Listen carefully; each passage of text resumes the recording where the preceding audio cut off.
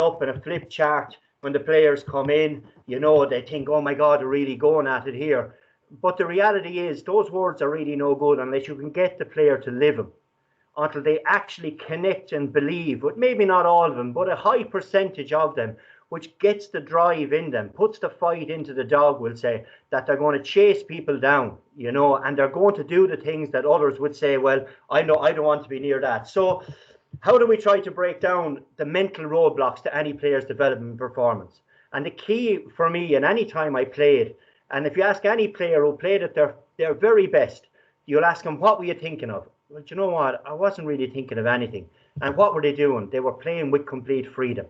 And that's what you want. No blockages, nothing getting in the way. You're just living in the moment and you're attacking everything you see around you. And there's, say, you're playing with that freedom. So my plan this evening is over the next 45 minutes or so to really outline how I try to achieve this. I achieved it more often than not. I'm happy enough to say, looking back on the piece of my career. And when I didn't achieve it, I could pretty much work out why and have a go at fixing the mistakes that I made. So the key for all of us at elite sport level, or when you get, you just want to deliver when it counts.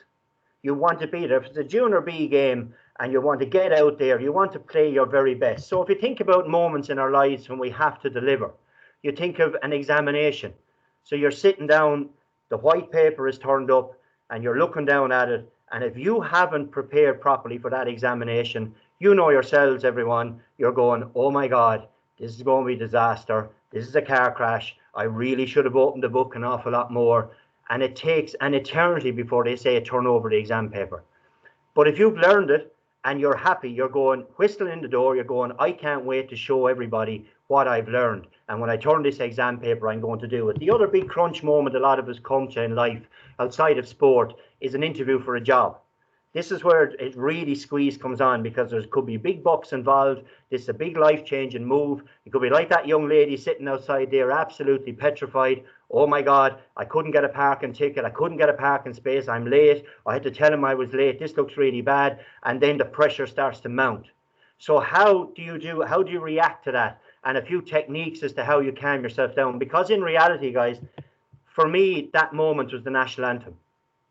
So when you're down in Croke Park, or you're in Turles or Páirc Keeve, or wherever you happen to be of a Sunday at 3:30, when you have to deliver, when all your body of work comes on the line now, this is the moment when all the doubts can come into your head if you haven't it done. The national anthem, I know, is a couple of minutes long. It is like it's 2 hours long if you don't have the work done. The same way driving to the match for your club player feels like an eternity if they have doubts in their head. So there was 3 core values that I had to make sure that when I got to that national anthem, when it was time to deliver, that more often than not, I felt I was in a position to enjoy it. So discipline, dedication and determination for me is what it all boiled down to. And I suppose I'm just going to explain to each one, to bring some of them to life in simple enough terms as to what I would have done to try to achieve each one of these. So if you look at discipline, the most important part for me of any player is to set a clear goal. If you're going to go someplace, you have to put it into the sat-nav. It's just the way it is. So another way of comparing it is, we kind of drift through life. So if you imagine yourself driving down the road in the car, suddenly you could have missed 50 or 60 or a couple of 100 yards of road. Why? Because your subconscious mind was driving the car. It does it all the time. It keeps you away from danger, and you weren't actively involved in the process. The same way for a player. If a player doesn't set goals, they'll meander their way through their sporting career, and they won't really, it's their subconscious is driving them, so they're never really setting a target. Because remember, if you don't set goals for yourself, you're really going to end up living your life helping others achieve theirs. So if I'm not setting a clear goal for myself as to what I want to do in training, when I arrive onto Croke Park to play against the likes of Henry Shefflin, Eddie Brennan, Joe Canning, these players, they've set very clear goals. And they'd want to put the ball past me in order to achieve theirs. So if I'm not robust enough, I'm actually going to help them to achieve their goals. And that is not a place I really wanted to be as a player. So what does the ideal goal setting look like? Well, in simple enough terms, I suppose, it has to be specific. So I'll give an example in the next slide as to what I would have used as my goals over the years. So it has to be not, I want to win an All-Ireland or I want to win a county championship. Look, everybody wants to do that at the start of the year. I I nearly kill lads when I'm involved with teams when they say to me, "Oh, we're going to win All Ireland." Sure, yeah, but tell me about the steps you're going to do to actually get there. The day by day things you're going to do in your life to get to this point in time where you have an opportunity to win one. It has to be measurable. So if it's 30 catches a night, if it's the coach telling you how well you did, it has to be something that at the end of the week you can look back and say, yeah, I did that, or no, I didn't. And if it doesn't work, well, then you just move on and you try to achieve it the next week. The next is attainable. So again, a bit like saying I'm going to win in All Ireland, you have no massive control over that. So it's something that you should be able to do. And you can be a bit hard on yourself if you don't do it. Give yourself that kick in the backside and try to get it the next week. Again, they have to be realistic. And again, that is a real key part of setting the goals. And finally, they have to be timely. So for me, it was weekly. So of a Sunday night, I'd sit down and I'd write out my 3 goals. I'd only use 3. There's no point in doing 20, getting carried away. Just do 3 specific goals. So for Sunday night, what would those goals look like? Like, try to be on the pitch for one night, the very first onto the pitch for training. You're in trouble if someone else is that goal, but you have a couple of training sessions in a week to try to achieve it. Catch 20 balls in a row. Be more vocal. Don't stop before the line. That is a big one for me when I played. You've guys stopping before the line. It's just taking shortcuts when it's only a mental thing to move your foot an extra foot to get it behind the cone and do things precisely. It just shows that your mind is in the game. So get the coach to say, well done to you at least 3 times a week. God knows how many times I would have followed Cian O'Neill or Eamon O'Shea or Liam Sheedy around to make sure I ran the shuttle runs beside them to say, well done, Bren. You know, so I was close and they could see me. So you have to be a bit tactical sometimes with this. Seek feedback from the coaches. Some players are very quiet. And I think as a coach, we're probably duty bound to create an environment where a player can speak to you, where you can say to them, look, what are your goals for the week? You know, how you stayed after 30 minutes for after training to practice a given skill. Can I help you with any skill? Can I stay behind and help you? You know, can you use your weak side a couple of times in a drill in the week? So we need to fire these kind of things because as coaches, I think the mental side of the game needs to be educated. I don't think certainly you can come in with a sports psychologist, which some clubs do, in one night. Now we're all going to talk about our feelings. Now that's done. Let's go back to the grindstone and go out and do 40 jab lifts. I think it's something as a coach we probably need to work with our players. I know certainly I was looking to get that as a player over my career.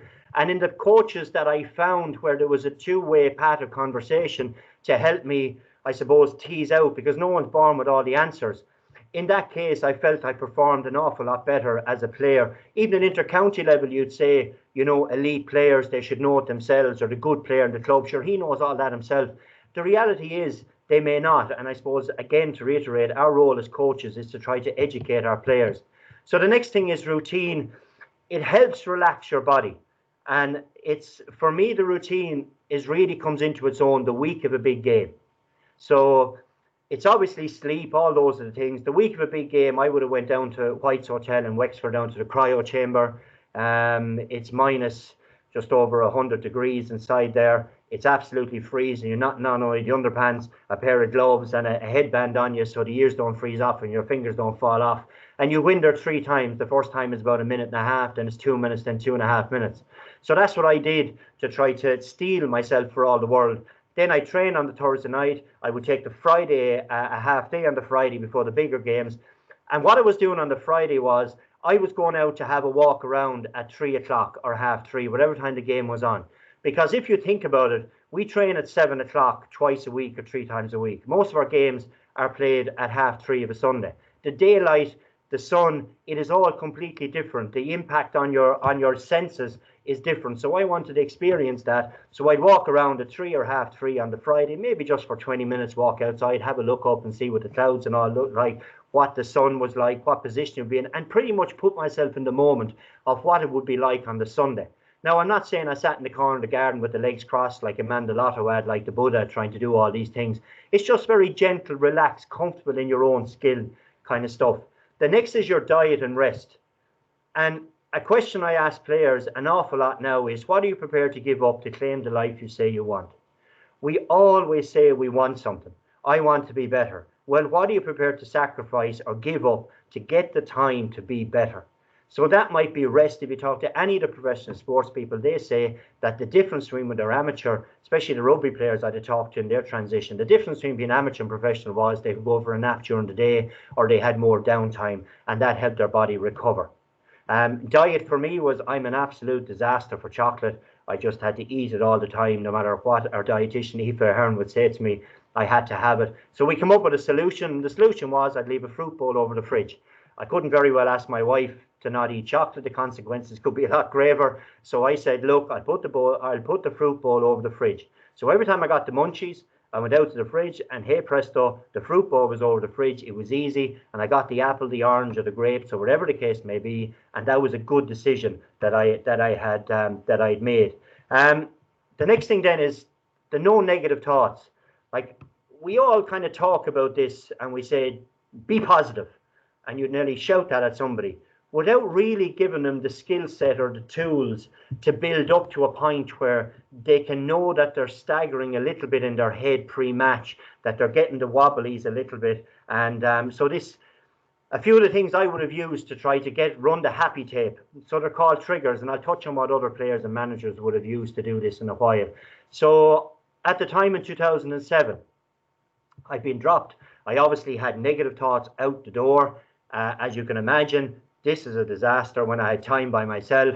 Oh my God, it's all going down the tubes, but I need to be brave and strong. What am I going to do? So I asked for advice, and the advice I got was to start a diary. So every morning I went to work, I wrote a diary, ended up about 60 Word document pages long by the time the year was over. But I found it was very, very good to think in ink, to put it down. And I felt once I wrote it down, it had gone. So I think if you have a player experience a difficulty in the way they play, or a difficulty in life that's impacting their performance on a pitch, which is minor compared to what they have going on in their life, let's be honest about it. But sometimes the freedom players have is on the pitch, and when that, what they bring off the field comes onto the pitch, it kind of says, I've nowhere else to go to get this out of my head and play and express myself. So a diary can be a huge help to that. Ask them to jot down a few lines about how they feel in the day before they go to bed. Take it out of their head, or the following morning it's clear out of their head so they can have a clear run of the day.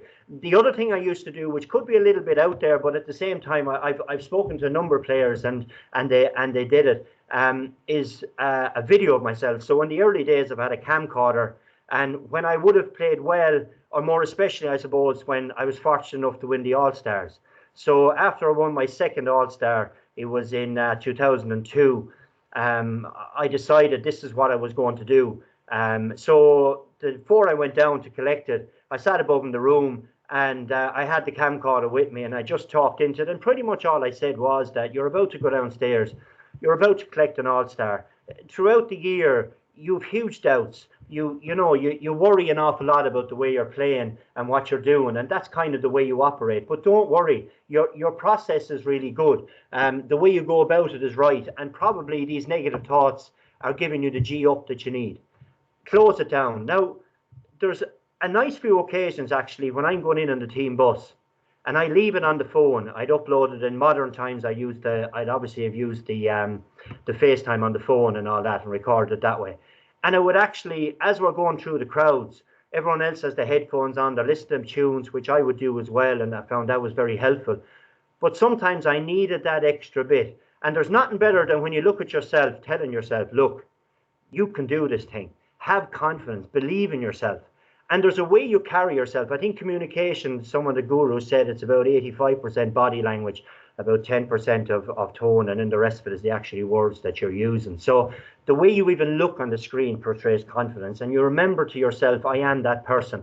So let's go out there and do it. So let's look at other players and what they did. So the triggers is how you run that happy tape. So you're feeling crap the morning of the match, and you have to convince yourself that you are the best player that God ever put on the planet to allow you to go out and play the game. So the first player I picked is Declan Fanning. Owen Kelly there is on the right, showing his back teeth there after the All-Ireland final in 2010. The left is Declan Fanning, and I just draw your attention to his right hand, the left hand, as we look on his wrist. So Declan would have had these triggers written on it. So NTL is one thing he would have put down on the wrist, which is nothing to lose. And the reason he'd have done that is, all of you, I suppose, at some stage in your lives have played in games, and you know how quickly the game goes by. It's bang, over, it's half time. You're in the dressing room. It feels like 10 seconds. Bang, you're out there. And when it's over, then you look back and go, there was a few things I wanted to do, and I was stupid there. I got caught up in thoughts. I started thinking about other things I shouldn't have. So we need these triggers during the game. Some players use them an awful lot. Owen Kelly never really had that side of it on his game. He had other things that he would use, and his thought process was a little bit stronger, I suppose, than a lot of us that we deal with. So he was going through the checklist in his head as the game was going on when I discussed that with him. So this NTL, nothing to lose, Declan would have in his arm. Some people write down their partner's name, a loved one's name, a kid's name, all that kind of stuff. Even in that, if you look in the back of that jersey we have in 2014, there's a circle on it, and there's an F and an R on the back of it. And Tyrone had used it a number of years previously. I think they had a triangle. That F and an R was freedom and redemption. So when I walked around the parade that day in Croke Park, I was looking at the back of Owen Kelly's jersey, and everyone always said to me, you were very focused. I was looking at freedom and redemption. I was thinking about not me. I was thinking about the group, which was the circle. So bringing that on to the next level, you look at Derek McGrath. I took this from the All-Ireland semi-final when they played Kilkenny in the first year that they played Kilkenny in the semi-finals. So the R there in his hand is what he would have felt that Waterford had to be on that day. The square, and I'm really guessing and surmising on this, I haven't broached it with Derek, I would reckon the square is all about Croke Park. The circle, like that circle with the freedom and redemption that we had with Tip, is the group. It's the team, it's the collective. It's what's needed on this given day to get the county or club across the line. And the R then is what he felt is the key word he would have to be on the line to portray across to his team to beat Kilkenny. And the R for him was relentless. That's what he felt he'd have to be. So in the hysteria and mad emotion of a game, when you're running up and down the sideline as a manager, frantically trying to make changes, watch what's going on, the stats guys roaring at you, we lost the last 3 kickouts, what are you going to do about it? They're gone, but all you can do is try to focus on what you want to be and the image you want to portray, I suppose, to your players, and that was relentless. The one I would have used on the pitch was a blinking 3 times quickly. So if I'm inside, if I'm playing and training and I bring off a good save, I'd have blinked 3 times quickly. If it was something that made the hair stand in the back of my head, I blinked 3 times. So when I'm down on the pitch and a goalkeeping position is a lonely enough spot, you're there with your thoughts, obviously, for 70 minutes. You might only see the ball 4 or 5 times. And in 2 of those 4 or 5 times, you could have cost your team the match. So it's a very much a lonely spot where you have to keep yourself pumped up all of the time. And that's why I suppose the mental part of the game is what's attracted me most, because I'm alone with my thoughts for so long in that particular role. So that triple blink would be the one that would say, right, let's go. 3 blinks. I'm in that moment in Dr. Morris Park when I brought off that great save, and now I have the happy tape running again. So then we move on to the second of my goals that I focus on, and that's dedication. So dedication really is like how many games are won and lost when nobody's looking. So like we all, as I say, want to do things. I mean, you're always trying to sacrifice things. You don't have to tell the group. Sometimes as a manager, I mean, with Liam Sheedy would have done this a number of times. He would have said in a group before the match, when we're in the team hotel, he'd go around to 3 players. He would have probably highlighted to us early in the week, I'm going to ask you the sacrifice you've made to get to this point in time. Pick one of the ones you've done that probably hurt you or sacrificed the most. I remember he came to me in 2010 before we played, or 2009, sorry, before we played the All-Ireland semi-final against Limerick. There was a U2 concert that I couldn't go to because we trained the same night. He changed it overnight. I thought it was going. I couldn't go. I gave up the tickets. I told the group, and he asked a couple more before the game, what did you sacrifice? So it gave a bit of a picture to the rest of the team, what people were bringing to the party on that day. The next thing is always test yourself before the world does. And there's a certain amount of, I say, discipline getting into this dedicated part of doing this particular line. For me, what this looked like was many of us arrive onto training and we don't feel great. I just want to get through this, is what you'll hear being said. Eamon O'Shea was exceptionally good at spotting this with us as a group with Tipperary. He would see us coming in, he'd watch us in the warm-up. He had a kind of a sixth sense, and then he'd take the session, and the tempo of the start of the session would be through the roof. They'd be sweat, hurling balls going every direction. The pace of the session would be a lot different. And looking back on it, I would have said to myself, well, look, he recognised it. So as a player, I'd have always said to myself, look, if I'm not feeling great going into training, if I'm not hydrated enough, if everything looks like it's gone pear-shaped, that is the time as a player you need to say to yourself, right, this is the best training session I'm going to ever have. And you attack it and you go for it. Because the day you arrive at the match, and like I said, you might have had a row with yourself, a row with the kids, a row with everyone, their mother at work during the week. Everything was a disaster. But the people outside looking in don't really care what kind of a week you have. They only care what you look like for that 70 minutes or an hour that you're going to perform for in front of them to try to win something. And the same way for your teammates. So you have to have a starting point as well as a player. A point in time where you say, right, this is it. For me, I think any player, their starting point should not be the 1st of January. For me, it always was the 1st of November. Like, what would that starting point look like? It was a mountain run I did. It's about 6 miles from home here to the higher point of the mountain and back down. It was done at about 8 o'clock. It was pitch dark. Put on the headphones, off you go, and up the mountain you go. And there's one particular slope on it. And I'm doing it since Nicky English got involved with us in 1999. So I was doing that mountain run until I retired in 2013. And that's really when I knew it was time to go. I found it hard to motivate myself to get training on that 1st of November in 2012. And that's when I really said to myself, this is my last cut of this thing now. And there's a particular point in the mountain where it's extremely, extremely steep and I have to keep jogging. I just have to. I know I do. I can't walk. It's a sign of weakness in my head if I walk. I won't be ready for what the year ahead is going to do for me if I walk. And the other then, and it's Jack Nicklaus would have said it, the more I practice, the luckier I get. So I want to draw a bit of attention to this, to muscle memory.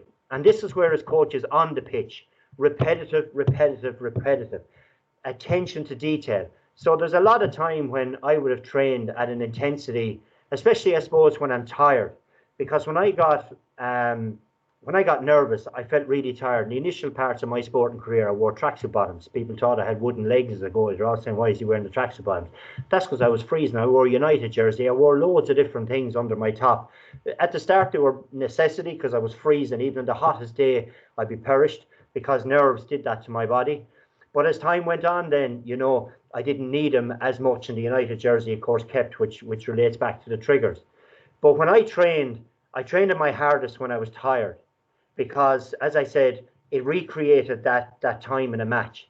So a lot of times when I would have dived and saved the ball or come out and caught the ball and cleared it, when I go back to the goals, I'd wonder kind of what happened there for all the world. So muscle memory kicked in. I just picked the right file out of my head and went out and I did it because repetition is the key. I see Owen Kelly, he'd stand over the ball out 40, 50 yards, and one ball after another, just zunk, zunk, zunk, zunk, zunk, was over the bar. Same routine, same practice over every ball, same attention to detail.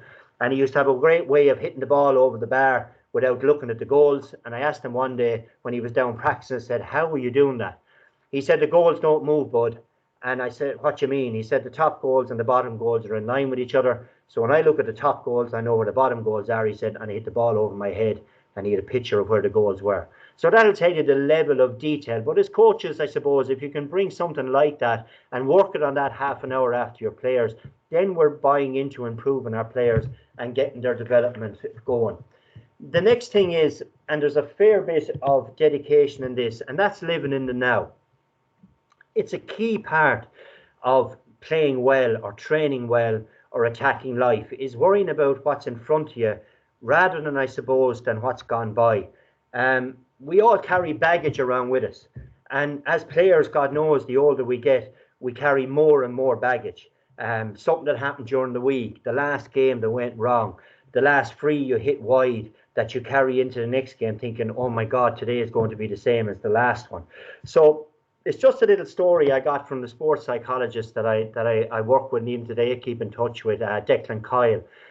So the story goes that there's a line of monks going back to the monastery, and they're in pairs going along, and they have to cross a river to get back there. And there's a girl sitting beside the river because the river's gotten too high, she can't get across. So she's hoping somebody will help her. So they all stream by going, no, can't look at her, can't go, let's go, can't talk to anyone, that order of monks. And next thing, one monk stops. He picks up the girl. His colleague is looking at him beside him going, what are you doing? He carries her across the river and he leaves her at the other side. And they all keep walking on. So about an hour later, the monk turns to his colleague and he says, why did you carry that girl across the river? And his reply was, I left that girl at the river. Why are you still carrying her? So when you think about it, we never leave stuff at the river. We carry it, we carry it, we carry it. The baggage goes on our back. It impedes performance. It impedes performance in our workplace. It impedes performance on our pitch when we only have 70 minutes to produce it. All that kind of stuff. So anytime I'd have spoken to Declan about the past, how not stuff that negativity I'd have about the past, I'll stop you there now, Brendan. He'd say to me, leave it at the river. And if you can get that story across to your players, and when a player comes to you and says, oh, this went wrong or that went wrong, look, leave it at the river. There's a new opportunity coming. Let's train for the new opportunity. Forget about it. Tomorrow's another day. All that kind of stuff. Because every day we start to play, it's obviously a blank canvas we have, and another opportunity to express ourselves. So the final part of my presentation to cover off is this one is determination. And it's really, I suppose, trying to judge the size of the fight in the dog. How do you get that fight into people? And I want to start by showing a clip of a lady called Heather Dornan. Now, Heather was a 600-meter race runner. She ran for Minnesota, was the school she represented. And the video clip I have here is from 2008 running championships. Now, this lady, she was the bee's knees. She was supposed to be the one who was going to win all the points for them. She was going to go on to the Olympics. This was a stepping stone for her. And this is the way that this big 10 indoor track championship final went for her. So we'll just have a look at the race. There's 3 laps of the track. Let's just have a look at Heather's story.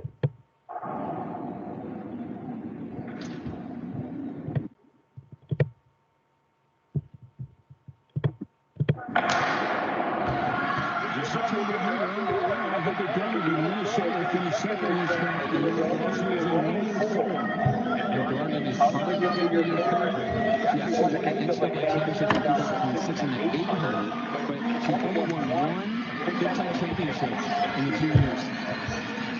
3 laps in this event, 600 meters, 3 times around the 200-meter track here at the field house. What a bold move by Fallon. She's looking very confident, and the Penn State runner is just running amazing today. She did win her heat in the 400, but ended up taking 4th overall. That's Fondor moving into the lead, a sophomore from Penn State. Dornan running 2nd. Dornan last year scored 23 points for the Golden Gophers in their Big Ten championship. So they're really relying on getting a lot of points from her this weekend. And she's just coming by Fondor now in the home stretch, heading into the bell lap. Down. Dornan falling down, gets up quickly, but that's going to cost her. Lucky she wasn't injured. Her teammate just went to the front, though, so they may be able to recover from that. And Dornan is flying down the backstretch. She is catching up. She is going to catch Fondor, and she may catch the leader. Wow. She's got one. This is a gutsy effort by Dornan. Can she pull it off? She's moving to 3rd. Dornan coming down the stretch from the outside. Dornan coming out strong. Dornan all the way. Dornan. Wow, unbelievable. That is amazing. To fall in a 600, I mean, this is basically a sprint. I mean, this is an extended 400, basically. To fall with 200 meters to go and get up and win, that is unbelievable. Unbelievable. That's one of the most exciting I've seen. So you can see from that, there's 2 things I wanted to, I suppose, bring to your attention from that video that strike me. Is that the first thing is that the commentator's language, if you listen to it, that's like the world's talk of the negativity. The first thing he said is that's going to cost her. When she looked like she was getting back into it, a gutsy effort. Lord, she tried, but sure, she'd fail eventually. She's lucky she wasn't hurt. Her teammate will make up for her. But if you think of the athlete herself, Dornan, when she got up with her head up. She got up wondering, I'm going to catch the first girl. and then I'm going to catch the next one, and I'm going to catch the next one. And look, I'm not going to lose. I'm just going to run out of time, I suppose, was the attitude that she had. And when she crossed the finish line, the reaction is key as well for me. She was living in the now. She was very much in the present, because there was no grabbing the singlet she was wearing. There was no going to the crowd. There was no fists up in the air, fist pumping or anything like it. It actually took her the guts of 10 or 15 seconds after the race to smile, because she was so much in the moment. She had prepared so much for this moment that she was going to do everything she could to get across the line. And maybe the first reaction she had, like any of us who've won, I know the All-Irelands I won, was relief rather than elation that you had actually done it. So that's Heather's story on that. And I actually, that video was shown to me years ago, and ever since, I suppose, it's put the hair standing in the back of my neck. Moving on then to determination. This is very tricky, whether it's local papers or whether it's national media. Coming up to games, absolutely, for me, no media. I would have done press nights, and then I wouldn't read it. So I could have been splashed all over every newspaper that was all over the country the week of the match. They all going, what was he doing? I could have been just part of the media team that was sent out to do that particular week's game. It didn't really matter to me. I just don't look at it. I mean, Kyle would have always said to me, don't forget, Brendan, you write the headlines on Monday. You are the one writing those headlines on Monday. So you have control about what they say. So if your process is right, your preparation is right, your triggers are right, and all those are lined up, and all things being equal, based on the bit of ability you have, you'll play to your potential on any given day. And God knows, guys, like, there's some days we could tick all the boxes and it doesn't work. And that's fine. But that's where the process has to kick in. And that's where the no media has to kick in afterwards. You can't get drowned in by the negativity of people looking at you going, you didn't make it. You thought you would and you didn't. All that really, I suppose, has to be blocked out. The next thing is mistakes. Don't be afraid to make them.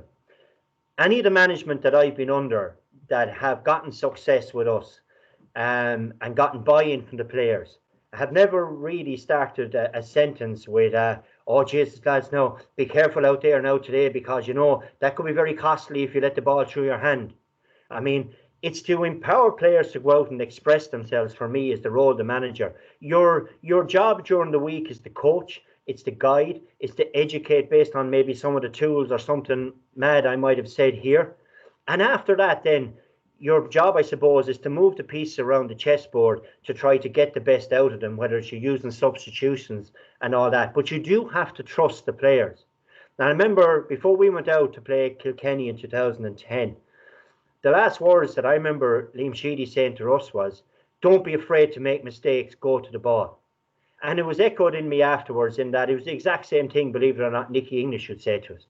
Go to the ball. Go to the ball. That was ringing in my head every night during the drills. Go to the ball, step into the ball, until I was sick of hearing it. It was embedded in my subconscious. So eventually I just put one foot in front of the other, announced to myself, because it had been drilled into me so much, and I went to the ball. Because, right, the only way you're going to win at it is to take chances. There's too many people on pitches that go hide. Why are they going to hide? If you ask them later, how come we didn't get out there and get stuck into it? More often than not, they'll probably say, well, I was afraid to be the one to mess it up, you know, and you have to let them express themselves. If they do mess it up and you're taken off, then we'll look at the video afterwards. We'll diagnose look back on what's after going on. We will help you improve, because unless you make a mistake, then you can't get any better. So the next thing is to remember who you represent. Now, sometimes too much emotion can obviously be toxic. We had it a number of years back. We got to our first ever county final. It was a junior hurling, believe it or not, county final. We'd never won one in the club, and we did a load of stuff around the outside of it about who we're representing on the day, what we were doing. I even, believe it or not, crazy stuff now, went down to the local primary school the Thursday before the game to thank all the kids for the card that they wrote for us. Imagine, like, would I go down the Thursday for an All-Ireland final to a school? I would not. So signed the day of that county final, I was absolutely useless. I froze. I was afraid to make a mistake. I was everything on the last couple of slides that I said I shouldn't be. And even with those processes, it went pear-shaped. The following year, we got to the final. I played well. We won the match. Everything was hunky-dory, right? But you learn from the year before. But to remember who you represent, you're not on your own out in the pitch. You have your family who are supporting you. The parish are there. The team, even the people who have no major interest in what's going on, you'd think. They'll open the paper and they'll see that the team win. And they'll go, geez, we won the weekend. You know, they might know one end of a hurley or one of a football pitch and the other, but we won the weekend. You know, and also from the team ethic, that when you go into the collective, it's the old thing, together everyone achieves more out of team. You give up, I suppose, a lot of what you want to do to help the team achieve. And if you can get that message across, and I'll talk about a couple of cases in the Cummins slides, how we try to do that with Tipperary. So that brings me to dealing with the knockers. And we'd have called them energy sappers and potholes. One of the techniques I suppose I would have used as a player is that when I'd meet somebody, and this was especially before we played Kilkenny in 2010, and the next couple of slides are predominantly around that experience of playing a team who had won the 4 in a row by beating us. They'd hammered us a couple of times along the way. So there was a bit of scar tissue, I suppose, within the group. But for me, I had decided that when I met one of these energy sappers or potholes, and you know how you fixed for the weekend with that kind of Anna Darn or Heather Darnan look of, well, sure, look, you'll give it your best shot anyway, kind of look in their eyes. As a player, I'd say, look, sure, we're not going too bad. We'll see what happens, sure. And then you get the blast of, sure, look at that, they're very good. Like, all you can do is give it your best shot. All that stuff of the kind of loser talk starts to come out then, as far as I was concerned. So what did I do? In my head, I had the trigger. And my trigger was, I was inside in the group with my arms around all my colleagues, looking every one of them in the eye. And all I kept thinking to myself was, you are going to get some rude awakening on Sunday when you see what we've prepared to do. And all the time, it filled me with confidence. The hairs would stand in the back of my neck, even nearly saying it now, I can feel them rising in my arms. And I got that determination. The fight started to come out in the dog, I suppose, as it were, inside of my head. And you be polite. You're always polite. You're representing the group. You never say to anybody, shut up, will you know what you're talking about. You take everything everybody says. Because at the end of the day, you might meet that person on Sunday and they go, jeez, I can't believe what you did the weekend. Oh, I'm still talking about it. All this kind of stuff, you know, is where you needed to go. But you need to have something in your head, a place to go, to allow your determination to fester for that little while you're getting over that moment. So then we'll bring it on to the G is more than about winning or losing matches. And everybody says it. You either win or you learn. Whatever kind of language you want to use around it in your dressing room, you're free to do it. But you do need to have a culture that it's okay to lose, but we'll learn from it. What are we getting from this loss? I remember when we were playing Kilkenny in 2009 in the league game, we came in at halftime. I think it was 4-12 to 5 points or something like that. It was something outrageous like that. I had been chipped by Martin Comerford in the last 2 minutes of halftime, before halftime, to the shout of Ole. I remember as it went over my head, there was Kilkenny supporters shouting, lock the doors, make them watch it, because Tip supporters were looking to leave. And I remember coming into that dressing room, and like what Liam Sheedy said that day to us was a real lesson for me. He came in and he said, right lads, sit down. And we all thought, oh my God, here we go. He said, right, whatever happens in the next 35 minutes, he said, we'll keep attacking the game. Right, we are getting hammered. There's nothing really I can say to you. I'll deal with this afterwards. I will take the rap for this. I will say outside, I'll face the journalists and I'll talk to them about what's after happening here. That's not your concern. You just go out, you give it your best shot now in this second half. You keep attacking it. Keep making mistakes if that's what happens. You keep going. And we'll talk about it later in the week. We went out and I think we won the second half only because it turned into a kind of an exhibition game, as you would expect. But when we got in Tuesday night into training, when the dust had settled, we saw a different Liam Sheedy. And we saw Liam Sheedy that, would you believe it, took out the jar of honey and he put it in the middle of the table. And we all thought, what in the name of God is going to happen here next now? All sitting around, turless, stony silence. And he said, every one of you, he said, know, he said, what that is, don't you? And we all kind of said, yeah. Well, he said, you can read the outside of it. You can read the ingredients. And then he put his hand into it. And he said, you're never really going to know what honey is until you actually put your hand into it, he said, and experience it. And then he referenced to all the buzzwords that were around the dressing room. And he referenced about dedication, determination, all the words were rolling out here, trust, friendship, family. We had all those pinned up. He said, all those are a waste of time unless you live them. And from now on, he said, we're going to live those values. And we did. And we learned the lesson from that defeat. So from a dressing room, we were getting bet by 20 points at half time. That could have been absolute chaos. By the end of that week, we were a more clearly focused, driven team who, yes, we still hadn't maybe gotten over the scars of it, but we felt we had a pathway out to success. And I think as management, that was a key learning for me. And Nicky would have been the same way. If we got clipped in matches, he would have come in. Yes, he would have given us a rollicking. Yes, if we weren't producing, yes, he would have went after us. But sometimes there are points in time where players are just slightly broken and your group has been broken, and that's fine. But then you need to learn from it. You need to get a system in place to rebuild them, get them strong, put a goal in place for yourself as to how long this you expect to take and what steps you're going to take to do it. So that brings me to the 2009 All-Ireland final. We came in to play Kilkenny. They were going for the 4 in a row. We played them in a league final. We run them really, really close in a very, very angry match where one of our goals was that everything that moved was going to be struck and we're not going to take a back foot. So we were well positioned playing Kilkenny going into them in 2009. So after 63 minutes in the 2009 All-Ireland final, Tipperary 21 points, Kilkenny 19. Benny Dunn had been sent off, but we had that hadn't really affected us, I would say. Things are going fairly all right for Tipperary. We're 7 minutes away at this stage from winning All-Ireland. Do you know what? We're not going so bad here. Things are chugging along exactly the way we would have planned. 64 minutes gone in the game. 2-19 to 21 points. Tipper losing. Disaster has struck.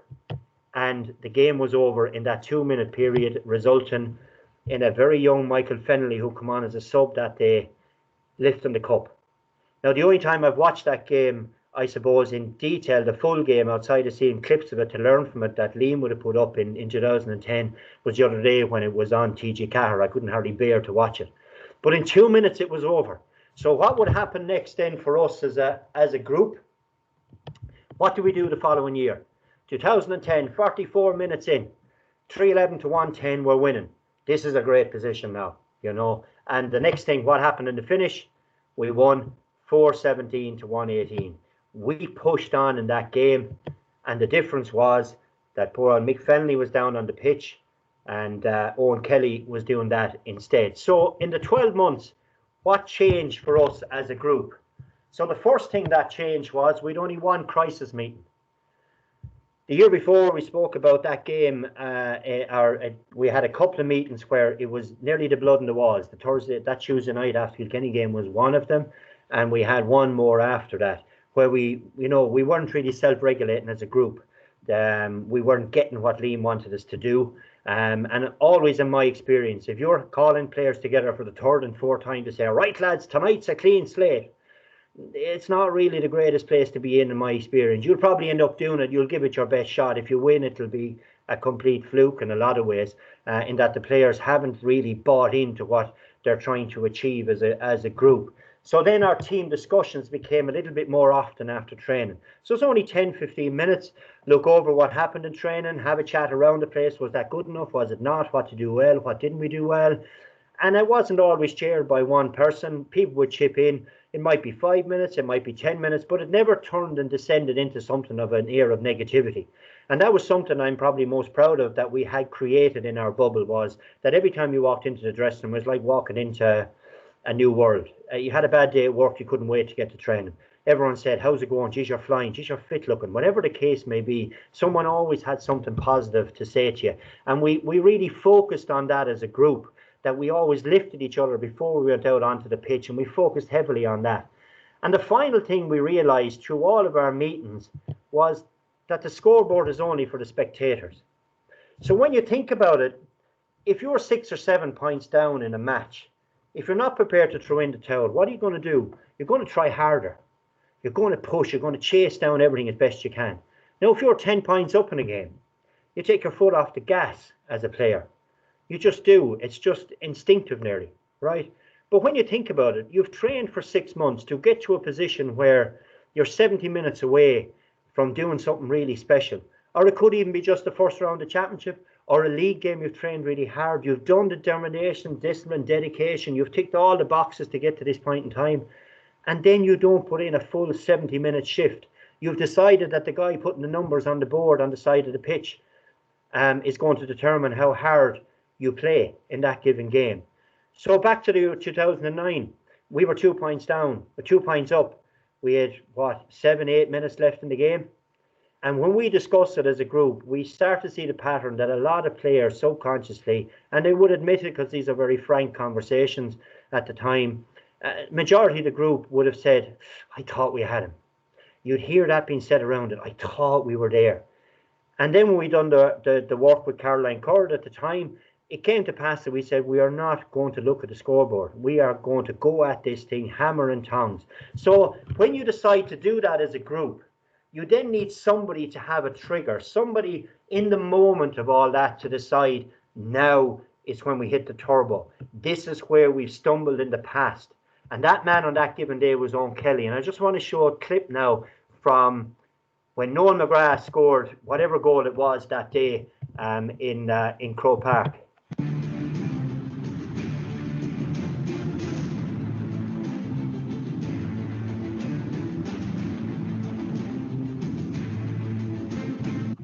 So you can see from that Owen had his finger on his head.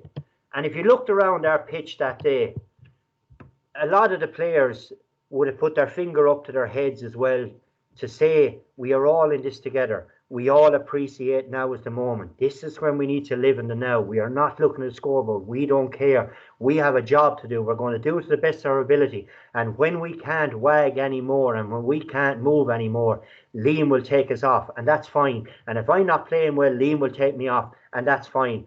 And another thing I'll just say, before that game, actually in 2010, and he's hurler of the year now, Seamus Callanan actually, that he won us that All-Ireland, I would say. Seamus had a great year in 2009. He was dropped for 2010 final. He'd lost a bit of form. And he spoke in the dressing room the week of that match. I think he was only 21 or 2 at the time. And he spoke about how he didn't care that he was playing or not. He was disappointed, but he wanted Tip to win. And he said, when I come on to this pitch on Sunday, by God, he said, I am going to change the tempo of this game. And like when I saw him coming on, the same as I saw Owen doing this, it gave me a huge lift. And the lesson we learned from 9 to 10 was to keep your head in the game. Do not think about what's going to happen 5 minutes later, what's going to happen 5 minutes gone or 5 seconds gone. Just think about what you need to do next. And sometimes a player will need to do this or have some kind of a signal in the moment that helps the players around them to understand that this is now the time we need to push on. Finally, I want to share with you what I would have laminated in my gear bag since I got it off Nicky English in 1999. It's a speech that Roosevelt gave called The Man in the Arena. It was delivered in 1910 there, but the speech goes, and it really struck a chord with me, because all of my time I'm always complaining about the critic. Don't be giving out to me, just give it a go yourself, and look, be prepared to fail. Appreciate sports people for what they are. They put themselves out there with the chance that they could fail in front of everybody, but they'll still go and do it again. So it goes like, it's not the critic who counts, not the man who points out how the strong man stumbles or where the doer of deeds could have done them better. The credit belongs to the man who is actually in the arena, whose face is marred by dust and sweat and blood, who strives valiantly, who errs, who comes short again and again, because there is no effort without error and shortcoming, but who does actually strive to do the deeds, who knows the great enthusiasms, the great devotions, who spends himself in a worthy cause, who at best knows in the end the triumph of high achievement, and who at the worst, if he fails, at least he fails while daring greatly, so that his place shall never be with those cold and timid souls who knew neither victory nor defeat. And I just bring your attention to the last 2 lines, and that's what I really hung, I suppose, all I tried to achieve in my hurling career. And when I look across players who achieved, and we'd see them going, oh my God, they're bulletproof, they always lived their lives so that their place shall never be with those cold and timid souls who knew neither victory nor defeat. So the message, I suppose, from this is to get your players to go to the ball. Go to the ball with freedom. Build a structure around them. Talk to them individually. see what makes them tick, find what their problems are, help them find solutions. And then when you get them on the pitch, they'll then play with that freedom that I was talking about. So we're just at about 50 minutes or so there now. So I don't know, has anyone got any questions there? I'm open enough to taking them now. Whether I'll have the answer or not be another day's work. But anyway. Brendan, how's it going? Giles here. Thanks a million for that, boy. That was brilliant. Geez, I don't know. I think I could do with putting the fruit bowl over the fridge myself at the moment. So, no, listen, honestly, that was brilliant. Geez, there's so much involved really in striking for perfection as a player, but the role of us as coaches is massive. You know, so fair play. That was brilliant. At the moment, Brendan, there isn't any questions in the chat, but that video of Heather Dornan was my first time seeing it there. Geez, it's powerful. It really is. I suppose, Brendan, just as a coach, how would you approach a player who has huge ability, but the application is shocking? You know, maybe the social scene is affecting them a little bit. Like, how would you approach that as a coach? Well, I suppose I'd probably sit down with the player in a less formal setting. I might organise to meet him at lunch or have a bit of a catch up, and I probably ask him, like, in a lot of ways, look, you've amazing talent. I want to help you to fulfil your potential. How are things going? Like, and I'd actually, I'm not going too much into trying to be a father figure or prying too much. It can be a little bit more difficult if you're dealing with somebody within your parish. But on that one-to-one, you'd look at saying, how are things at work? How are things at home? Is everything all right? Is everything going okay? Is there anything I can help you with? And all that kind of stuff, you know. And at training the next night, you know what we'll do is you'll help them to set the goals. Will you be a little bit more vocal? Will you, like, you're a leader on the team here, whether you like it or not, players look up to you. That's not to put pressure on them, but it's more to show them their value and where they sit in the reckoning order of it. If they're a player that's thinking they can't make it, or that they're not getting to the pitch of it, or that the group is passing them by, well, then certainly you do have to call them out in drills to say how good they're going. You're flying. You might start off this drill for us. Do you know what I mean? And then you might give them a couple of ball drills to do. It's very easy in the modern world of WhatsApps now to feed players maybe a couple of wall ball drills. Here, look, I think if you Google wall ball drill, it'll come up. It's not something you have to do yourself.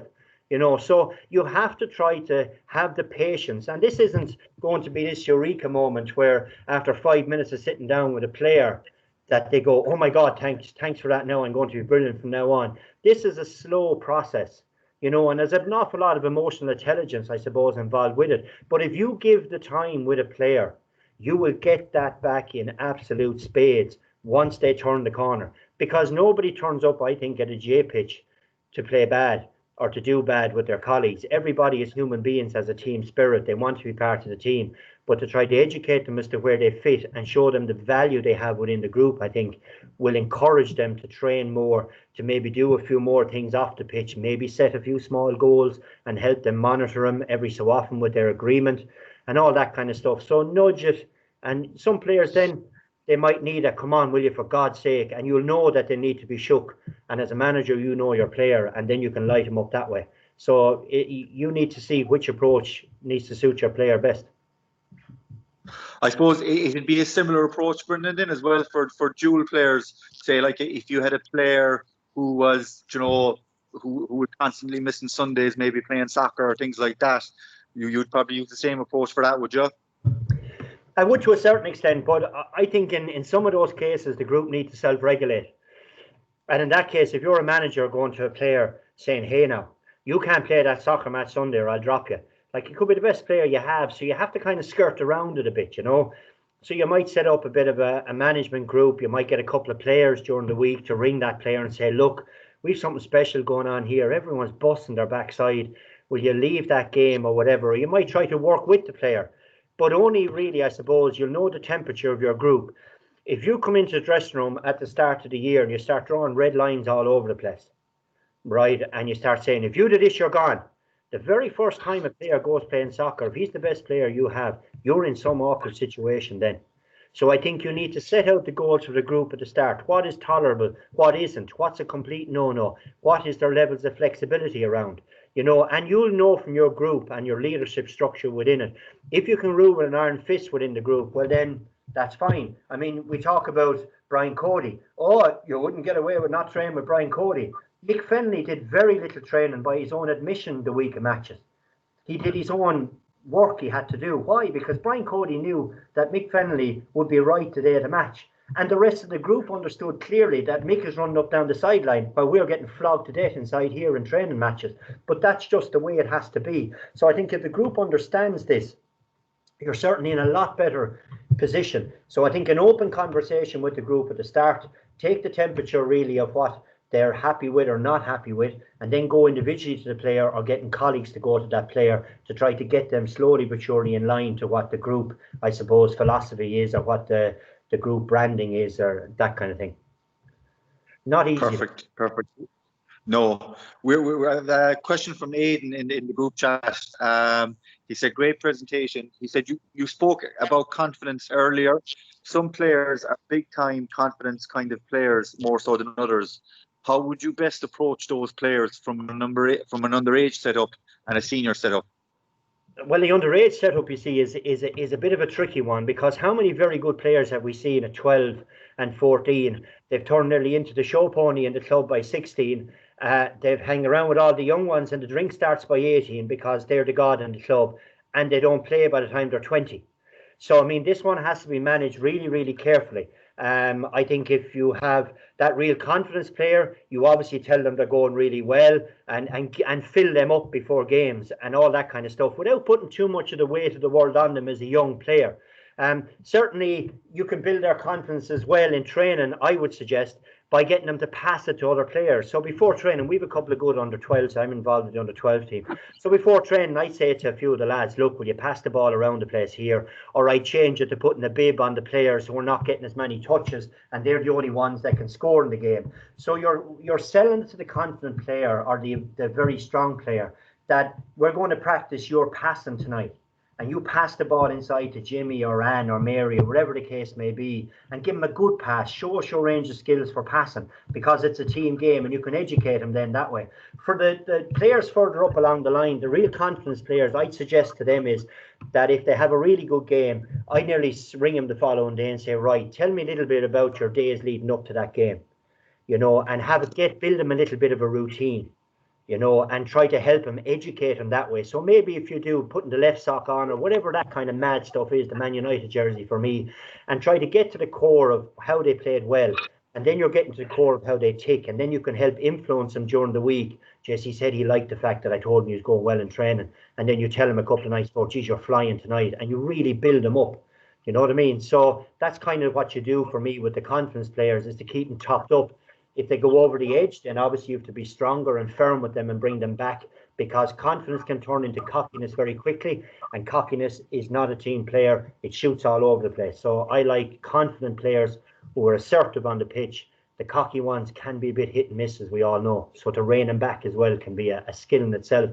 But I think once we create that as a management, and you're pinging these in your head when you're approaching a player, it'll help you have more positive conversations, as far as I'd be concerned, with that player. Yeah. We've another question in from Francis. What was your three most important? What is your three most important areas you would work on as a goalie, Brendan? First of all, my footwork. That's always key, because all the saves you see make involve a knee bend and a push to save the ball. So your footwork. So I'd be doing a lot of ladder drills. And if you don't have ladders, you lie down to 3 or 4 hurleys on the ground and you use them as ladders. A lot of hurdles. Again, you could put 2 stones down and go over and back to hurdles. All that kind of stuff. So your footwork is key. Set out 4 cones, go red, yellow, blue, green in your head, and tip each cone and return to the middle each time. So that kind of stuff to speed up your footwork.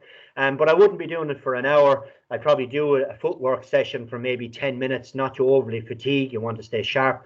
The next thing I would touch on is your reactions. In that case, you'd have your back turned, someone hits the ball, they shout go, and you turn and you catch the ball. Now, it's really important, if you're coaching your goalie, that you don't have this cocky hero in the club drilling balls at him who's going down of an evening and wants to score 100 goals. For me, all the shots at a goalie in training, especially in the controlled environment of a drill session, have to be ones he's capable of saving. That's really, really important. Now, if you do want to drill balls at him and practice 1v1s, I'd use tennis balls, and that way the goalie can come out with confidence that if it hits off him, it's not going to hurt him. So if you want to do the 1v1 training like that for your forwards, give them the tennis balls, tell the goalie come out to meet him. I wouldn't be using live ammo that much because God knows the goalie. I know what it's like to get a big black bruise in your leg at training. It's a disaster. So, and the final thing, I suppose that I do is repetition of simple skills. So I could give 20 minutes of a night in training just catching the ball. Just someone out 20 yards hitting the ball in, catching. They can change the angle of the strike. They can change the distance of the strike. They can do all that. But muscle memory is absolutely key as far as I was concerned. Repetition, so that when the high ball comes in, you just catch the ball and you clear it as a matter of course. You obviously build in defenders, attackers into that drill over time to build confidence, to get game scenarios going on. But all the time, the odds are stacked in the goalie's favour and the forwards are told to be passive unless you tell them it's live and they can block down the goalie, which helps them go out to the side and all that. And the same way with balls coming in, I might have one ball coming at me. Another is a drill where you have two goalies facing each other and they hit the ball at the same time and you get into a rhythm. So you always worried about the next ball coming, not the ball that's going away from you, because the last thing you want as a goalkeeper is not living in the present. Like I said, you don't want him thinking about where am I going to hit it before he has it in his hand, because that's a real uh-oh moment, as we all know, and it ends up in the net.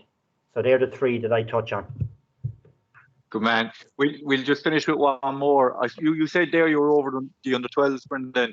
Do you think that goalkeeping is a position that coaches need to be upskilled more on?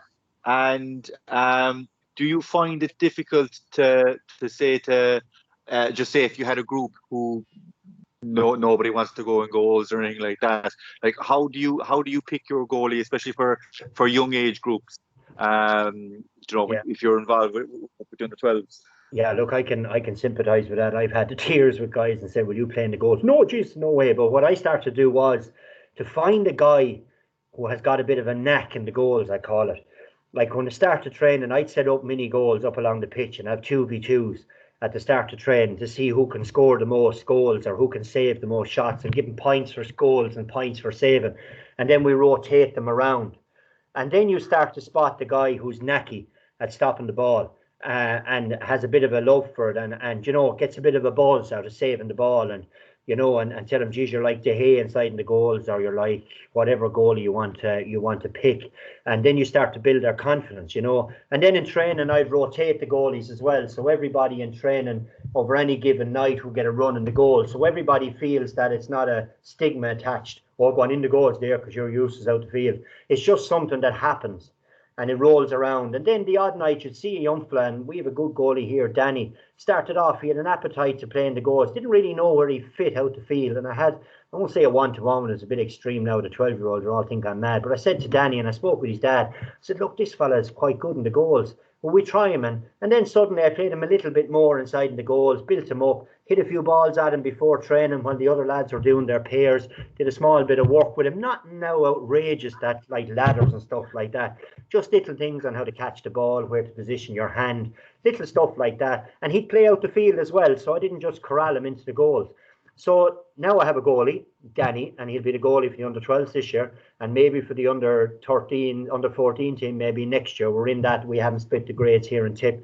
And if Danny on any given day wants to play out the field, I'll ask one of the other boys, look, Danny doesn't fancy it today. It might be a championship match. I play him in a I play him in a challenge game out the field, and just to give him a run around to see what that's like.